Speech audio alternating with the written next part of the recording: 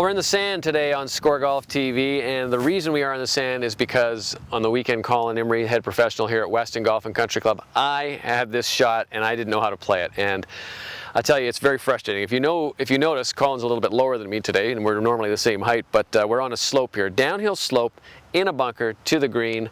I didn't know how to play this shot. At least I didn't know how to play it very well. Help! What do I do? We're in tough here, Bob, and I think any player in the world would have some difficulty with the shot. I think the first thing you have to think about when you're faced with this type of golf shot is to lower your expectations, Bob. This isn't a standard stock bunker shot where you have a nice flat lie. You know, there's a lot of variables here that are going to make this shot a lot more challenging.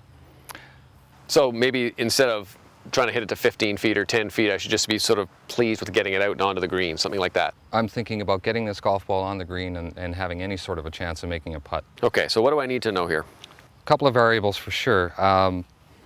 Number one, I'm going to choose more loft. Just based on the terrain, my body's tilting forward, so is the face of the golf club, so I would typically hit a 56-degree wedge for a stock bunker shot.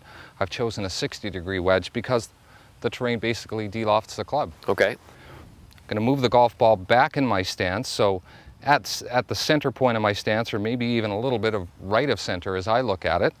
And again, the reason is based around the terrain. The golf club is going to bottom out early. We do want to hit the sand early, but not too early. And right. If I used my regular ball position, I'd probably bottom the club out too early. Okay. I'm going to get a little bit more weight up on my left foot. I'm going to take my club face and I'm just going to turn it just to about 1 o'clock.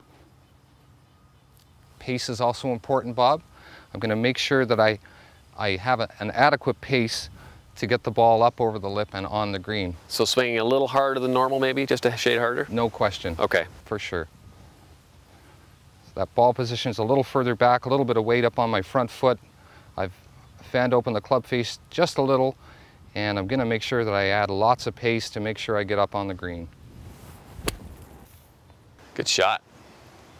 You make it look so easy. It's so difficult for me, but if you try that, maybe you won't have the problems I had. Maybe you'll hit it like Colin did. That's it. We'll see you next time on SCOREGolf TV and on scoregolf.com for some more instruction.